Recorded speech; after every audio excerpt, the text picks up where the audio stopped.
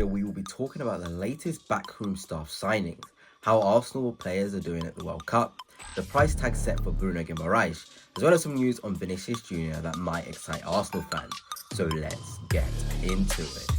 Hello Gunners and welcome to yet another video. We have so much to talk about, but before I do begin, if you are new here, please do hit the subscribe and the like button as well. But where we're going to start is with a new signing for Arsenal, as Arsenal are set to complete a deal to bring Granada sporting director Javier Alonso to the club. Alonso will join Andrea Berta's team and help scouting department, with it being expected that he will begin working with the club next week. I'm not going to lie, although I'm really excited to see another person come into the club to help with the operations at Arsenal. I often do get a little bit worried about how many people we're bringing in to help Andrea Berta. I don't want a situation where Berta has too much of a strong grip on the club and then we find it really difficult later down the line. I obviously know he's got great credentials and he's been brilliant at Leti. Obviously he delivered a squad which won us the Premier League ultimately, but I always do get a bit wary when we start to bring in a lot of people to be able to help one man, because this club shouldn't have a dictator. We should have people that are willing to work together and not people that will side against people. So I just am a little bit wary. Let me know your thoughts on that. But it's great to see Andrea Berta bringing in more people that he can trust,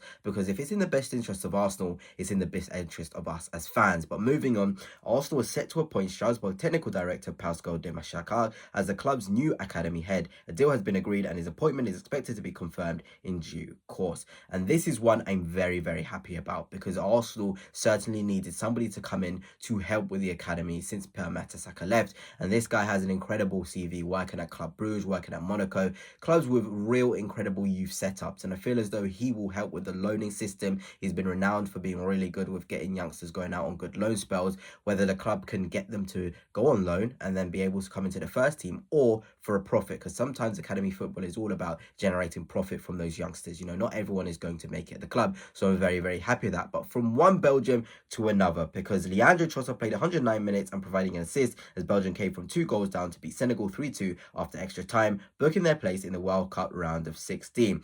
And I'm very happy for Leandro Trossard. He's having an incredible World Cup. Some of the statistics he's putting up is insane, and he's proving to be quite the player. And it's going to be really hard to replace Trossard. I feel as though us Arsenal fans haven't talked about this enough, because Trossard's, his impact for us last season, the goals he scored, the creativity, it's not going to be easy to just dip into the market and find someone of his profile. You know, they're going to need to adapt, and we're going to probably go through this period where we'll miss Trossard for what he was able to provide. But even in this, you know, Leandro Trossard, sources close to Besiktas indicate they have already made a verbal offer worth up to 20 million euros for Leandro Trossard. Should a player indicate he is keen on the move, that is the kind of figure that Arsenal would deem financially acceptable. And I hope we dig in our heels with Leandro Trossard, because I do know he's getting on the older side, but this is a real opportunity for us to even get £25 million. I think we can really demand that. This is a guy still in physical peak. He's obviously showing that he can contribute for Belgium. He got a key assist for Yuri Tielemans after they had a bit of squabble in the game. But this is the sort of player that can make an impact, I think, even in the Premier League. If he was to move to a Bournemouth or Villa, I still think he will be incredible. So Arsenal need to be able to dig in their heels and get a fee which is acceptable for a player of his standard. But staying with the World Cup theme, commiserations to Pierre Nkape in Ecuador, who got knocked out after losing 2-0 to Mexico. Nkape was also sent off his spotted time due to covering his mouth in a situation of confrontation after a VAR review. And I'm not gonna lie, I watched the footage back and Nkape is guilty. My word, he did not make it sort of hard for the referee to make a decision to send him off. He was obviously really frustrated, and it's a shame for him to go out, but I don't think Ecuador were convincing across this World Cup. Let me know down below in the comment section who's been your most surprising team. For me, I feel like France are going to go on and win it, but there's just something about a team that does really well. For some reason, they just don't win it. I don't know what it is with football sometimes, but sometimes it is the case. But from one Arsenal player to another Arsenal player, because William Saliba said next round on Instagram after his France team wiped the floor with Victor Gyökeres' Sweden. And commiserations to Victor Gyökeres, but I mean, there was only going to be one winner. I feel as though William Saliba locked up Victor Gyökeres. Yes, Gyökeres had his moments and held his own, but we all saw the quality of that French backline. A lot of people talk about their attack, but that backline was just mopping up everything. And that's what you need to be able to win in tournament football, a backline that's just so good and so composed. And Victor Gyökeres, unfortunately for him, he's out. But like Pierre Nkape, they could come home and we can have them ready for the pre-season, if Victor Gyökeres even stays, that is. But moving on, Martin Odegaard once again leads as Norway's squad and their fans do the iconic Viking Road after their World Cup round of 32 win over Ivory Coast. I'm not going to lie, I was not impressed with the performance of Martin Odegaard, but he still managed to leave the goal game with an assist, and that's all you need for a player of his quality playing for Norway. He's their captain. He needs to step up, and he's getting a couple of assists. I think he's got 3 or 4 assists now,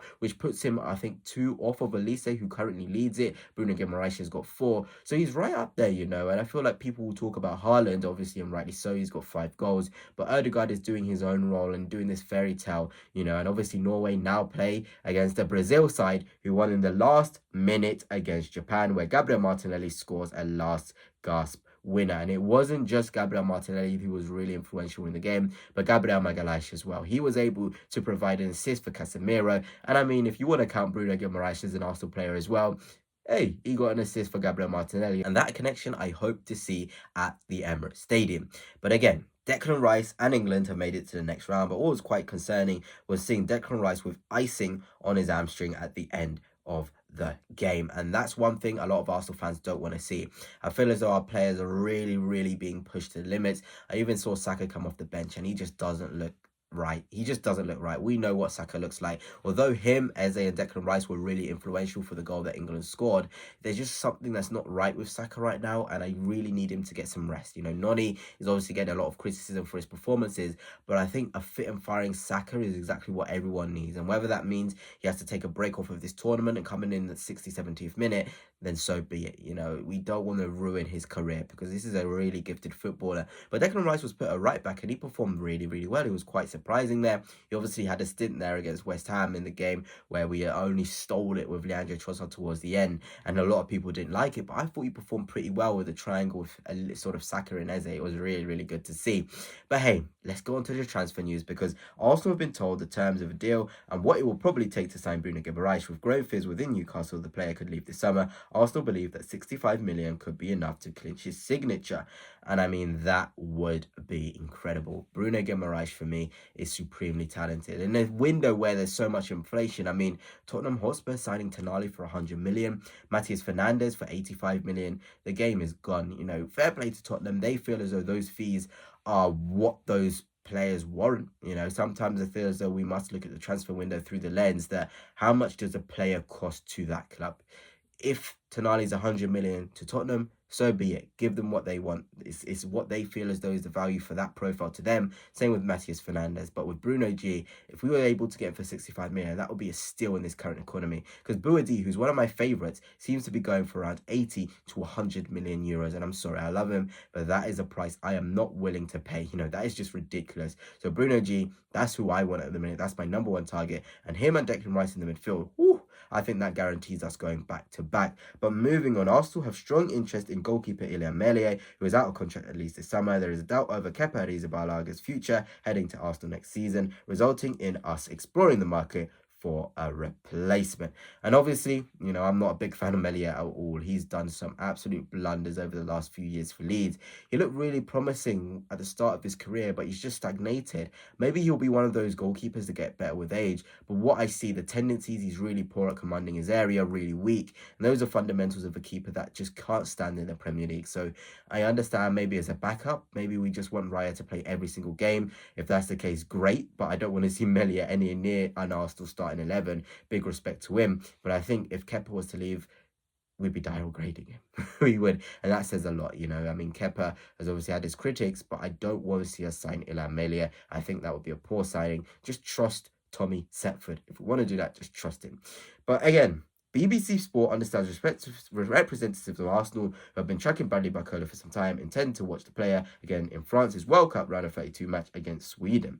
And obviously that happened. Bradley Barcola started for France against Sweden, and he put on a show, didn't he? I'm sure the Arsenal reps would have been quite impressed with that. I've obviously never made it sort of silent with my thoughts on Bradley Barcola. I feel as though he is the perfect signing for us. He's the sort of guy which will elevate us. We need that sort of profile, the guy that's just so critical for those first few yards, and I feel as though his finishing is overstated. People talk about him being a rubbish finisher, but I just can't agree with that. I just think he's just a standard finisher, and at Arsenal in the right conditions, he'll score the goals necessary. I really want him. I'd have him over Morgan Rogers. But finally, the news that a lot of Arsenal fans might get excited by, Because Vinicius Jr. faces a dilemma regarding whether he will sign a new contract, be transferred this summer, or leave as a free agent in summer 2027. Arsenal are one of the 5 clubs that have realistic options to sign him, and it becomes from a Brazilian source. I mean, that's insane. When would I have ever thought that Arsenal could be in a position to actually sign a superstar in Vinny Jr.? He's had an incredible tournament for Brazil. He would just elevate us. He really would. And of course, I love Barcola,